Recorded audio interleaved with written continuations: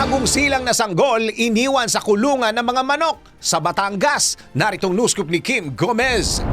Palaisipan sa mga otoridad at mga residente sa Agoncillo, Batangas kung paano napadpad ang isang sanggol sa isang kulungan ng mga manok. Ayon sa pulisya, isang residente ang nakakita sa sanggol na nakabalot sa tela at inabandona sa loob ng kulungan ng mga manok. Hindi naman ito nagdalawang isip na i-report sa mga otoridad kung saan agad itong inasikaso ng barangay health workers.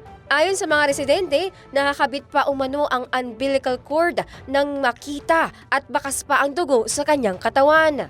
Dinala na rin sa ospital ang sanggol upang masuri at nakatakdang i-turnover sa DSWD para sa wastong pangangalaga. Inireport na rin sa pulisya ang pangyayari at iniimbestigahan kung sino ang nag-iwan ng sanggol sa lugar at kung sino ang magulang nito. At yan ang news scoop.